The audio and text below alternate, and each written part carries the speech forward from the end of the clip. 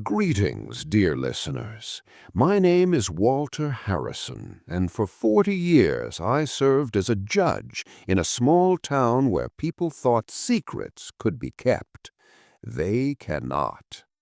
Today I am 72 years old, and I am going to tell you a story about my nephew, a young man who mistook my kindness for senility and demanded my house as his birthright. He learned, much to his surprise, that the law is not a suggestion, it is a fortress. Before I begin, I want to thank you for being here. This channel is a place for stories where fairness, in the end, finds a way. If you believe in that, as I do, please take a moment to subscribe and press the like button. And if you would be so kind, leave a comment telling me what city you are listening from. It brings me great joy to see where these stories land. Now settle in. The story of my nephew Daniel begins on a Tuesday. For the last 3 years, since my dear wife Eleanor passed, my Tuesday routine has been the same. I walk 3 blocks to the corner diner, sit in the booth by the window, and order 2 eggs over easy and black coffee. It is a small, quiet ritual that anchors my week, a small piece of order in a world that can often feel chaotic. And for those same 3 years, the same young woman has served me. Her name is Sarah. She has a tired kindness in her eyes, the kind you see in people who work 2 jobs and still find the strength to smile. She always remembered my order. She always made sure my coffee was hot. A small thing, perhaps, but in my line of work you learn that a person's character is revealed in the small, consistent things. This particular Tuesday was different. The bell on the diner door jingled, but it wasn't the usual cheerful sound. It felt intrusive. In walked my nephew Daniel.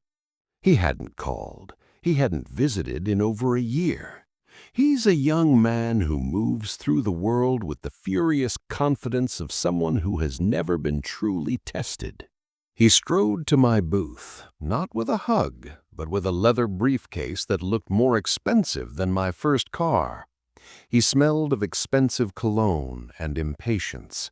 He didn't ask how I was. He didn't offer his condolences for Eleanor, his own aunt, though he had never done that before either. He simply sat down. "Uncle Walter," he said, and it was not a greeting. It was a demand for attention. "We need to talk about the house." He said it as if he were discussing a business transaction, as if the home I had shared with my wife for 40 years was just another asset on a balance sheet. Before I could respond, he opened his briefcase with a loud click. He spread a sheaf of papers on the table, right next to my eggs. They were legal documents, I could tell at a glance. Poorly drafted, full of loopholes a first-year law student could drive a truck through. Alongside him was another young man, a lawyer whose suit was too tight and whose eyes darted around the room, avoiding mine. "Uncle," Daniel said, his voice dripping with a false, syrupy concern. "You're getting on in years. It's time we settled your affairs. Signing the house over to me is the simplest thing. It's my inheritance, after all. It's just a formality." He slid a gold-plated fountain pen across the table. It came to a stop next to the salt shaker. He truly believed it was that simple. He thought he was dealing with a frail old man who didn't understand the world anymore. He had forgotten what I did for a living for 40 decades. He forgot he wasn't talking to his uncle. He was talking to a judge. And in that moment, as I looked at his smug, expectant face, I smiled, and I decided to teach my nephew a lesson about the true nature of inheritance. I looked at the gold-plated pen lying next to the salt shaker. It felt like evidence in a trial, the trial of my nephew's character. I pushed it back, gently, across the table. "Daniel," I said, my voice deliberately a little weaker, a little more frail. "This is a big decision. An old man needs time to think. Leave the papers with me. I'll review them." Daniel's eyes flashed with impatience, but he masked it quickly with another layer of that oily concern. "Of course, Uncle," he said, standing up. "Take your time. Just don't take too long. These things are best settled quickly." His lawyer, who hadn't said a word, nervously gathered his own papers and practically scurried out of the diner behind him. They left my copies of the documents sitting in a puddle of spilled coffee. As they left, Sarah, the waitress, came over. She didn't say anything about the tense scene she had just witnessed. She simply picked up a clean cloth and began wiping the table where the coffee had spilled. "More coffee, Judge?" she asked quietly. She was the only person in town who still called me that, not out of ceremony, but out of a simple, old-fashioned respect. "Please, Sarah," I said, as she refilled my cup. I noticed a slight tremor in her hand, and for the first time I saw the dark circles under her eyes.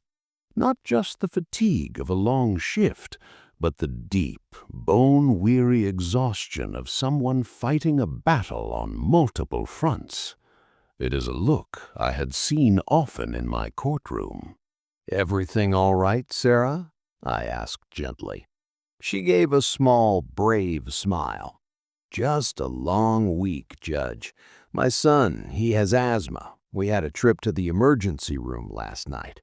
She said it without a hint of complaint. It was just a fact of her life, a battle she fought quietly every single day. I looked from her tired, kind face to the poorly drafted legal documents my healthy, privileged nephew had left on my table. One person served others with quiet dignity. The other sought to take from others with loud arrogance. The scales of justice in my mind began to tip. It was no longer just about teaching Daniel a lesson. A new thought, a more perfect idea of justice began to form. I left the diner and walked home, leaving Daniel's documents behind on the table as if they were trash. My own copies, the ones I had requested, were safe in my coat pocket. My house, the one Daniel saw as a mere asset, greeted me with a quiet dignity. Every brick, every floorboard held a memory of Eleanor. To give this house to him would not just be foolish, it would be a desecration. I went to my study. The room smelled of old books and leather. It was a room of logic, of facts, of consequence. I sat at my desk and took out a fresh legal pad and my favorite fountain pen. Not a gold-plated pretender, but a simple, reliable black pen that had signed countless rulings. On the top of the page, I wrote a single name, Daniel, and I began to list his assumptions. Assumption 1. I am senile and easily intimidated. Assumption 2. He is the sole rightful heir to my property. Assumption 3. His legal documents are sound. Every single one of his assumptions was incorrect, and I would use his own arrogance, his own sloppy work, as the foundation for the lesson he was about to receive. On another sheet of paper, I wrote a different name. Sarah. And next to her name, I wrote the questions I needed to answer. What were her struggles? What did she need? What would constitute a true, life-altering act of fairness? My plan was no longer just about punishing the wicked. It was about rewarding the worthy. The ledger had to be balanced on both sides. The next morning, I did something I hadn't done in years. I called my nephew, Daniel. He answered on the second ring, his voice sharp and impatient. "Uncle Walter, have you signed yet?" He didn't bother with a hello. "Daniel," I said, making my voice sound a little confused, "I'm looking at these papers. They're very complicated, and there's a name here, a notary. I'd feel better if I met them in person." There was a long sigh on the other end of the line, the sound of a predator being inconvenienced by its prey. "Fine," he snapped. "I'll arrange it. But be quick about it, Uncle. My lawyer is a busy man." He thought he was managing my senile paranoia. He had no idea he was delivering his own legal team directly into my hands for inspection. A judge always wants to meet the opposing counsel. A few days later, I went to the diner again. This time, I brought a copy of the local newspaper with me. Sarah came to my booth, coffee pot in hand. "The usual, Judge?" she asked, her smile as warm as ever. "Yes, please, Sarah," I said. "And how is your son feeling? Is his asthma any better?" Her smile faltered for just a second, but she recovered quickly. "He's better, thank you for asking. The new nebulizer helps. It's just expensive," she said, as a statement, not a complaint. She poured my coffee and was about to walk away. "Wait," I said. I opened the newspaper to the classified section. I had circled an ad. "I saw this," I said, pointing to an ad for a free community legal aid clinic. "They offer help with things like negotiating medical bills. I used to volunteer there a long time ago. They're good people." I was not offering her money. That would be charity. I was offering her knowledge. That was empowerment. A lesson Daniel would never understand. Sarah looked at the ad. For a moment, her professional waitress mask slipped, and I saw a flicker of raw, desperate hope in her eyes. "Thank you, Judge," she whispered, her voice thick with emotion. "Thank you. I didn't know this existed." She carefully tore the small ad from the paper, folded it, and put it in her apron pocket as if it were a winning lottery ticket. Meanwhile, my nephew's arrogance was my greatest investigative tool. He called me every 2 days. "Have you reviewed the papers? Have you made a decision?" During one of these calls, I feigned confusion about my own finances. "Daniel, I don't suppose you know a good accountant. Since Eleanor passed, I can't make heads or tails of these new tax laws." He jumped at the chance. "Don't you worry about a thing, Uncle," he said, his voice oozing with false helpfulness. "I handle all my own investments. Just give me your account details, and I'll have my people take a look. We'll get you sorted out." He truly believed I was about to hand him the keys to my financial kingdom. He had no idea I was testing his character, and he was failing spectacularly. "Well, thank you, Daniel. That's a kind offer. Let me gather the statements, and I'll call you back." I hung up the phone. On my legal pad, under the name Daniel, I wrote a new entry.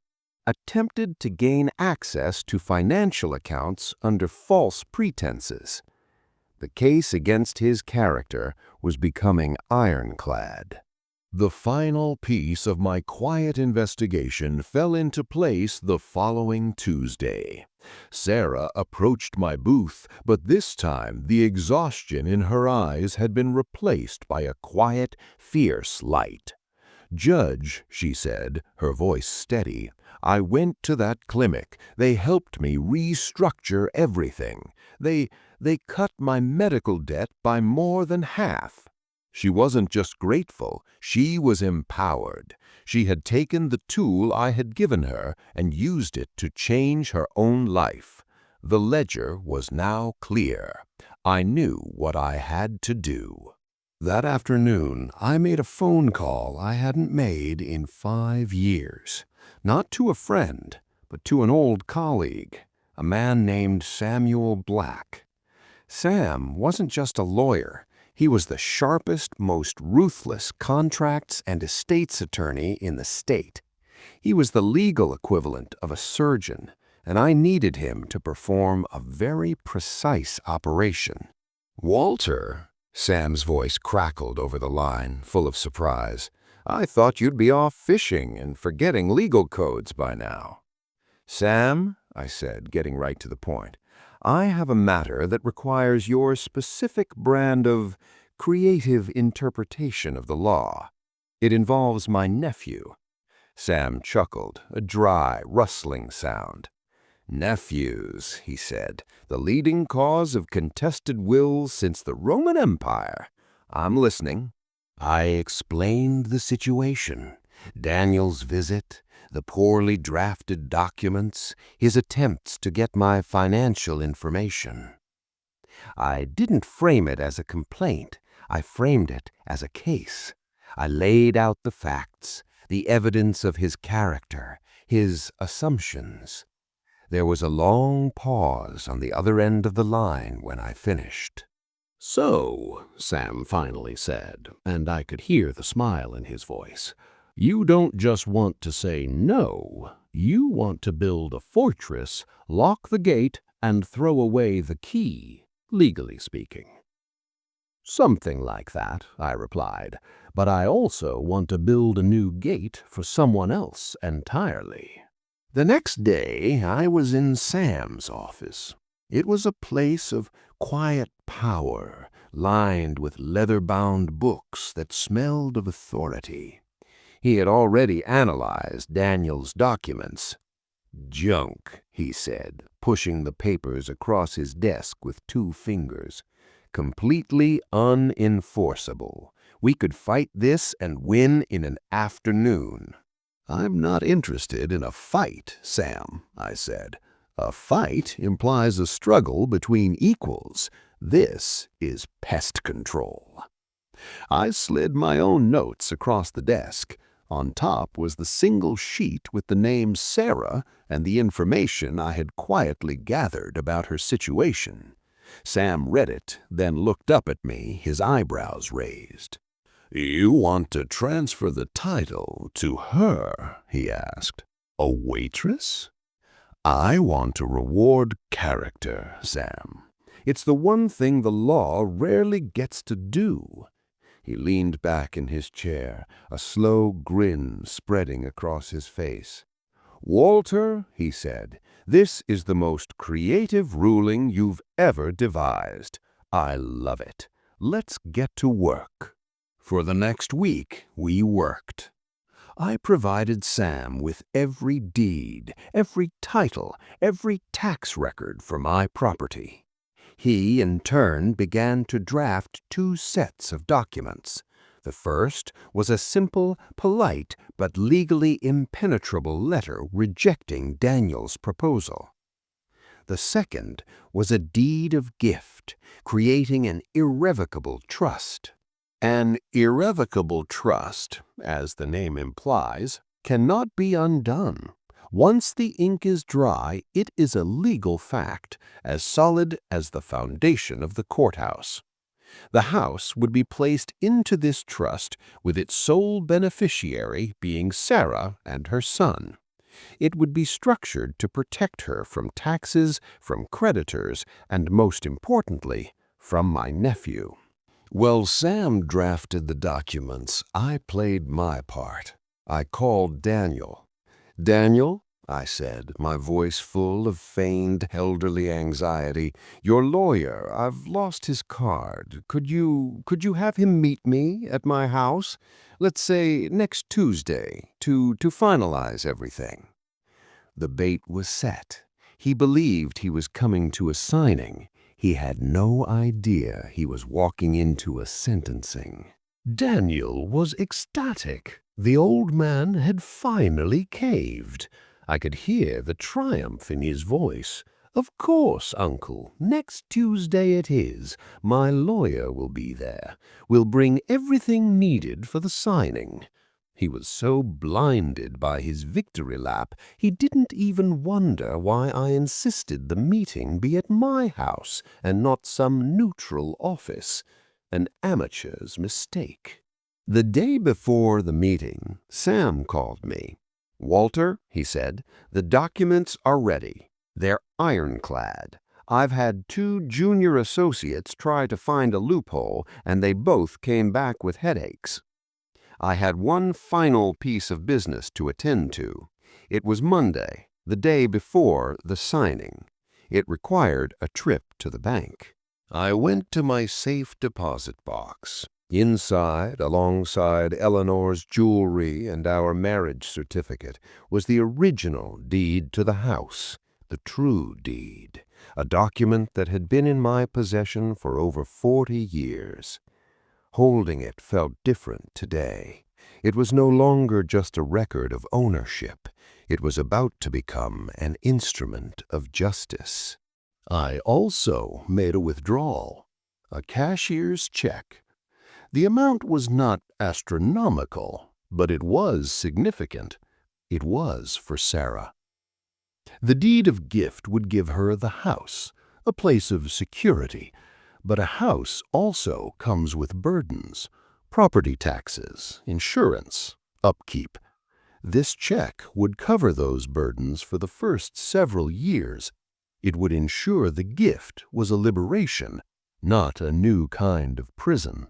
That evening, I did something Eleanor and I used to do. I sat in the living room with the lights low and simply listened to the house. The gentle creak of the floorboards, the hum of the refrigerator. This house wasn't just brick and mortar. It was a library of memories, and I felt a profound sense of peace, knowing it would soon belong to someone who would fill it with new life, not strip it for parts. The next morning, Tuesday, I woke up with a sense of calm I hadn't felt in months.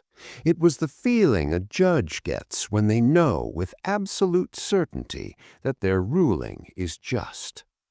I put on my old tweed blazer, not as armor, but as the uniform of my former office. I made coffee, and I waited. At precisely 10 o'clock, the doorbell rang. I opened it to find Daniel and his nervous young lawyer on my porch. Daniel was practically vibrating with greed, a wide, false smile plastered on his face.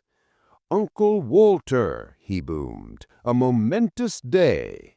He walked past me into the house as if he already owned it, his briefcase held like a royal scepter. "Let's get right to it, shall we?" he said, spreading his papers on my dining room table, the same table where Eleanor and I had hosted decades of Thanksgiving dinners. I let him arrange his inadequate documents. I watched him pull out his absurd gold pen. I let the silence stretch, allowing his arrogance to fill the room completely. "Before we sign your papers, Daniel," I said quietly, "there is another legal matter we must attend to." Just then, the doorbell rang a second time.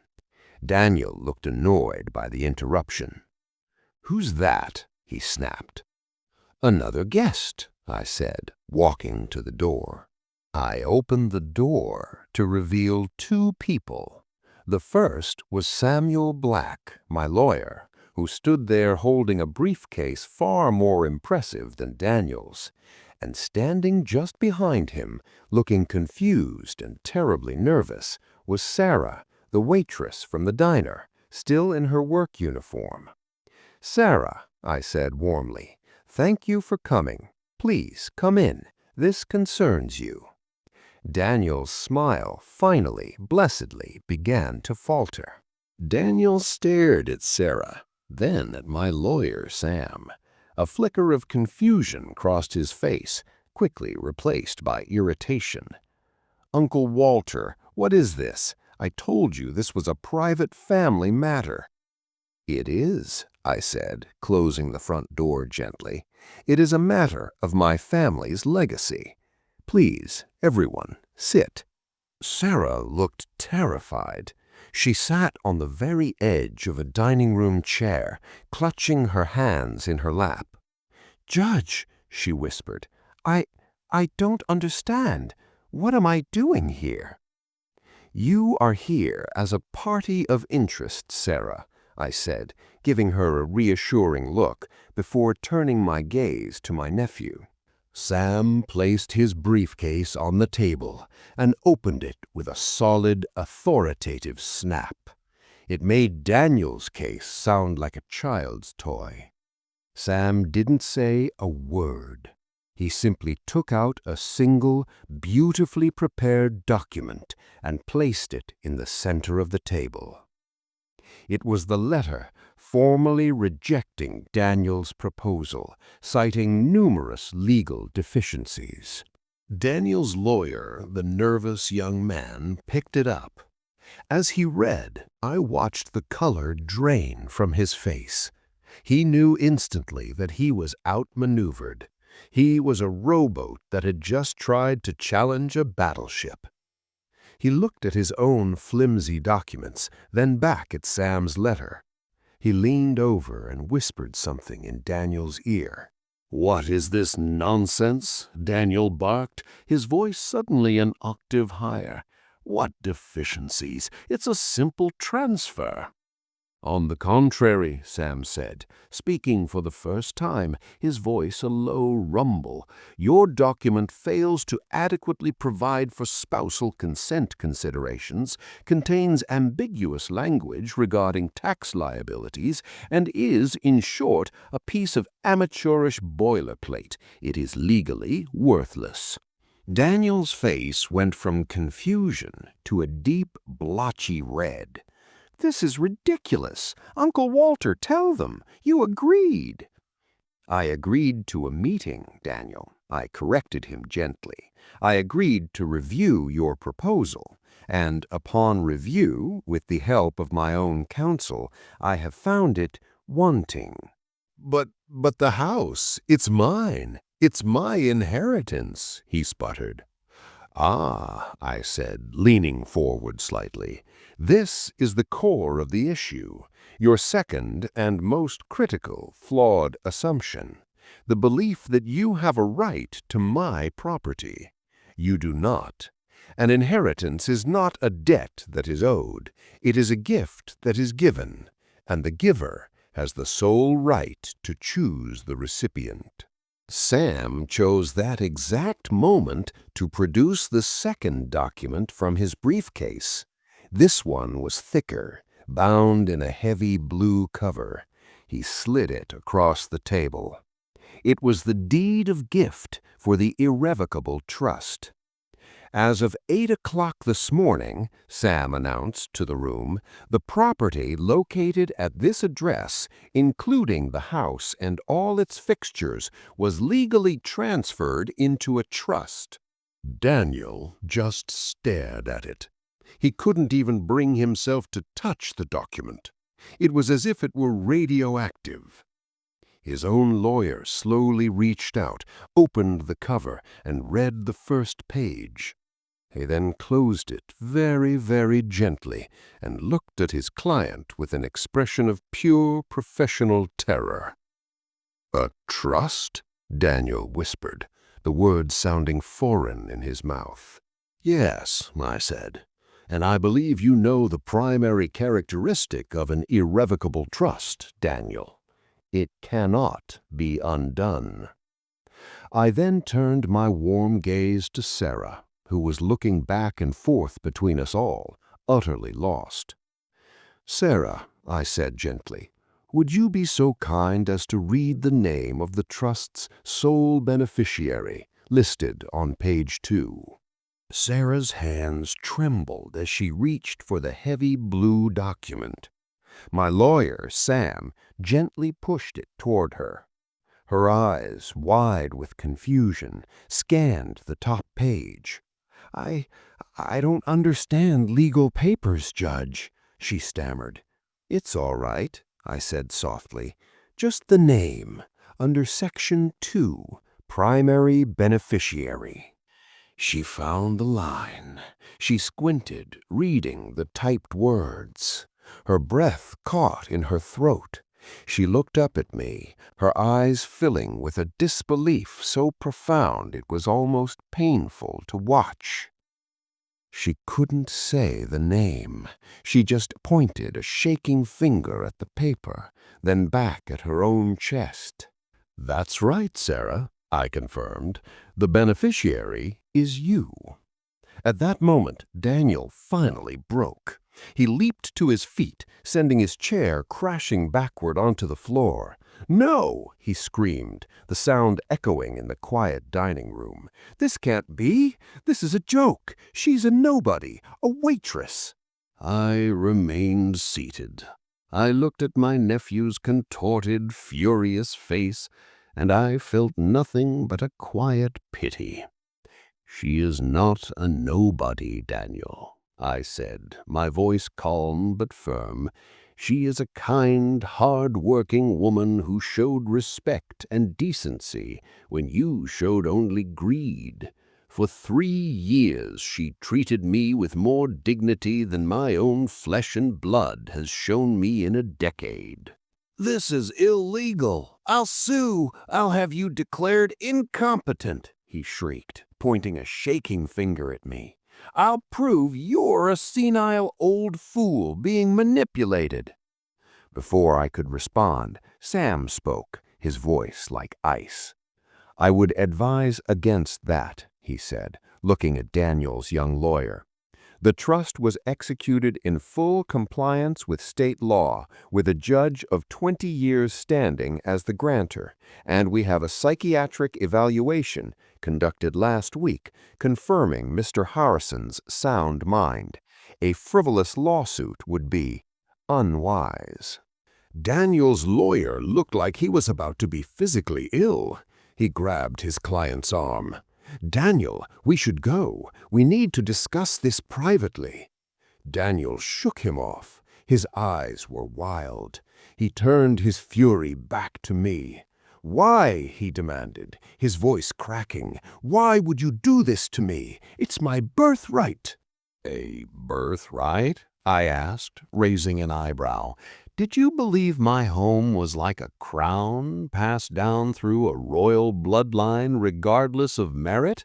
This house, Daniel, is not a right. It is a legacy, and a legacy must be earned. You did not earn it." I then slid the small cashier's check across the table toward Sarah. "This is also for you," I said gently.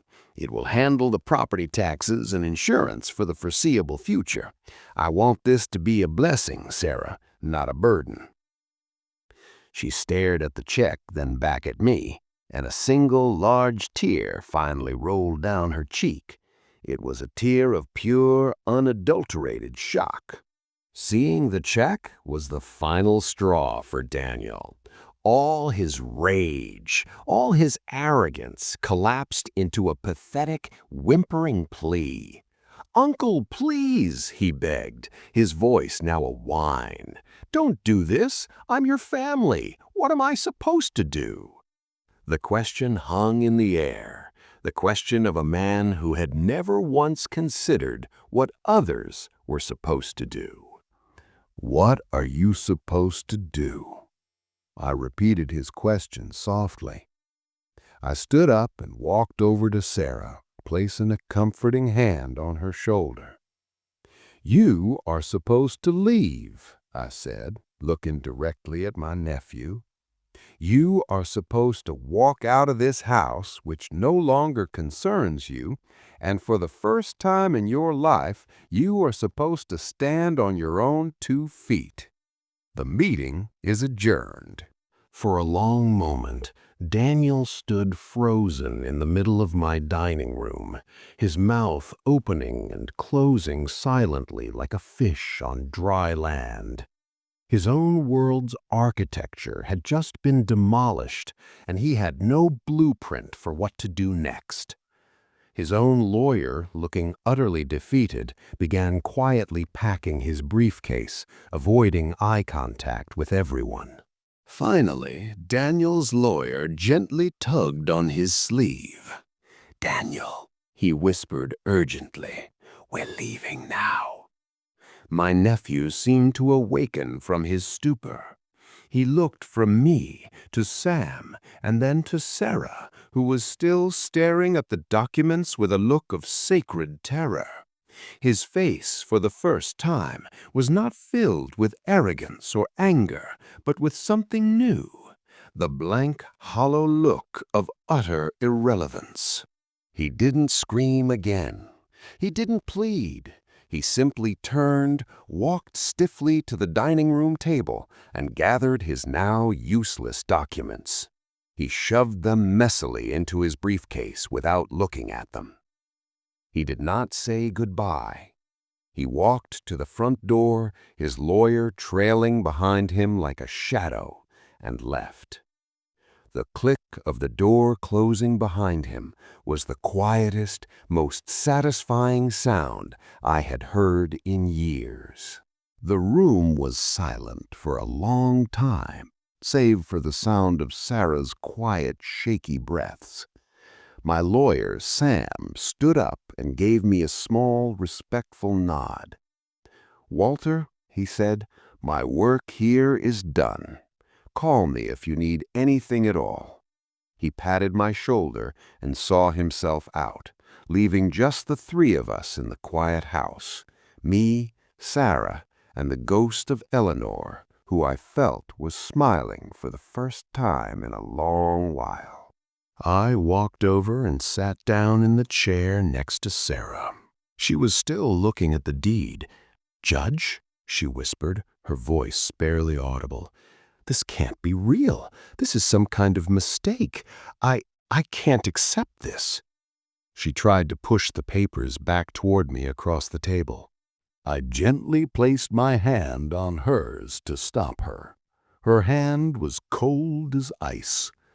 "It is not a mistake, Sarah," I said warmly, "and it is not something you need to accept. It is done. It is a fact. This house, it needs a future. My nephew saw it as a pile of cash. I see it as a place that needs life and laughter and the smell of baking again. It needs a family." "But why me?" she asked, finally looking up at me, her eyes swimming with tears of confusion and disbelief. I'm just your waitress." "No, Sarah," I said, looking her directly in the eye. "You are not. You are a kind person. You are a good mother. You work hard without complaint. You treated an old man with respect when his own family would not." "For 40 years," I continued, my voice growing softer, "I believed that success was measured by what a person could acquire. I have come to believe in my old age that a person's worth is measured by what they give. You give kindness freely, even when you have little else to spare. My nephew, who has been given everything, gives nothing." I slid the cashier's check back in front of her. "This is a home, Sarah, for you and your son. A place where he can breathe easily, a place where you can rest. There are no strings attached. There is only one request I would make, if you would honor it." She nodded, unable to speak. "My wife, Eleanor, planted a rose garden in the backyard many years ago. It has been my honor to care for it since she passed. If you would simply allow me to continue tending to her roses, that would be payment enough for me." And as I said it, Sarah finally broke. She covered her face with her hands and began to sob. Not tears of sadness, but the overwhelming, cleansing tears of a life inexplicably and irrevocably changed. I let her cry. It was the sound of a great weight being lifted, the sound of years of quiet struggle finally washing away. I simply sat with her in the quiet dining room, a silent witness to the moment her world shifted on its axis. After a long while, her sobs subsided into quiet, hiccuping breaths. She wiped her eyes with the back of her hand. "The roses," she whispered, a watery smile finally appearing on her face. "Judge, you can tend to those roses for as long as you live. You can have the whole backyard." We both shared a small, fragile laugh. The tension was broken. The following weeks were a blur of logistics, all handled by my lawyer, Sam. The trust was finalized, the accounts were settled. Sarah gave her notice at the diner, not with a dramatic flourish, but with quiet, dignified gratitude. I helped her and her son move in one Saturday. There wasn't much to move. A few boxes of clothes, some toys, and a small, wobbly bicycle. As her son ran laughing through the empty rooms, choosing his own bedroom for the first time in his life, Sarah stood next to me in the doorway. "I keep waiting to wake up," she said softly. "This is not a dream," I assured her. "This is a consequence, an unforeseen consequence of small, consistent acts of kindness." I did not see my nephew Daniel. I did not hear from him. He vanished from my life as completely as his name had been struck from my will.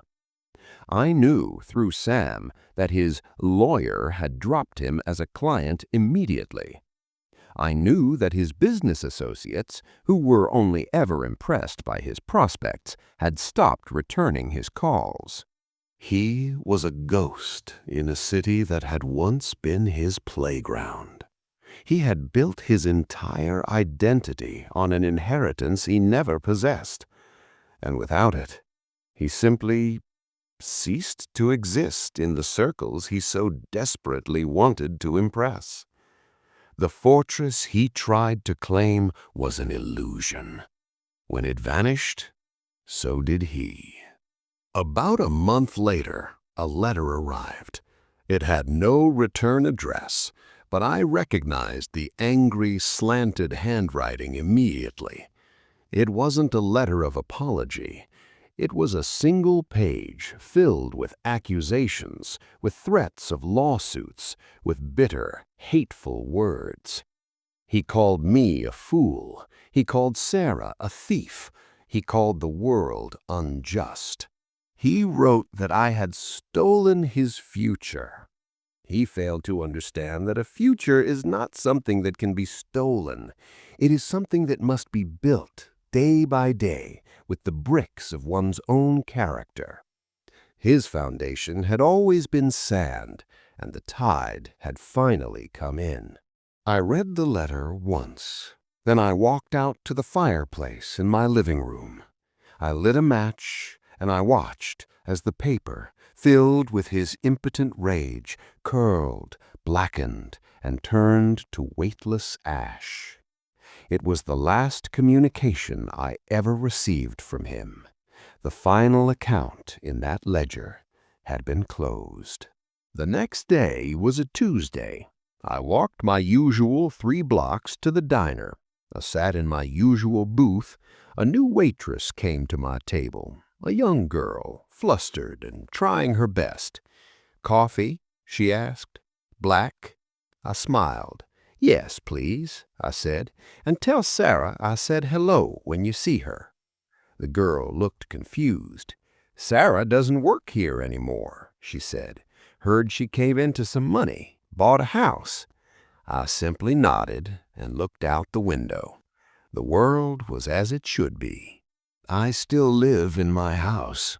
The trust ensures that I have the right to reside here until my passing. But it is no longer just my house. It has life again. Sometimes on a Saturday afternoon, I hear the sound of Sarah's son laughing in the backyard as he kicks a soccer ball. It is a better sound than the silence ever was. I spend most of my afternoons in the rose garden. Eleanor's roses. They have never bloomed so beautifully. Sarah often brings me out a glass of lemonade. We don't talk about the past.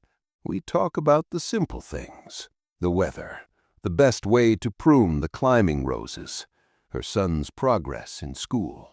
She is studying, you know. She enrolled in an online paralegal course. She has a sharp, inquisitive mind. She told me one afternoon that watching Sam and me that day in the dining room made her realize something. That the law wasn't just a weapon for the powerful, it could also be a shield for the decent. My nephew Daniel made a critical error. He saw the world as a collection of things to be taken. He saw my home as an asset, my age as a weakness, and kindness as a commodity to be exploited. He never understood that a person's true wealth, their real inheritance, is not the property they accumulate. It is the character they build. Character is the one asset that cannot be faked, that cannot be bought, and that cannot be taken. It is earned in quiet moments, in small, consistent choices, in remembering a coffee order, in helping a child with their homework, in treating an old man with the dignity his own family had forgotten. Daniel believed his inheritance was a house. He was wrong. His true inheritance was the education my wife and I provided him, the opportunities we gave him, the good name he was born into. He squandered all of it. Sarah, on the other hand, had very little, but she invested her character wisely in small acts of decency, and in the end, her return was infinite. That is the story from my ledger, dear listeners. A story about how the quietest virtues can yield the greatest rewards, and how the loudest demands can leave one with nothing but an angry, echoing silence. It is a reminder that the scales of justice may grind slowly, but they grind exceedingly fine. And now I want to ask you, did I do the right thing? In our society, blood is often considered the only bond that matters. But what happens when that bond is poisoned by greed? Is true family the one you are born into, or the one you build through mutual respect and kindness? I am very interested in your opinion. Write in the comments if you believe I was just, or if I was a cruel old man who abandoned his family. There is no right or wrong answer, only your perspective, and I read every one. If this story resonated with you, I ask that you please like this video. It is a great help. And subscribe to the channel so you do not miss the next story from my ledger. And please do continue to tell me what city or country you are listening from. It is a profound joy to see how far a simple story can travel. Thank you for walking with me today. Until next time, be well and be fair.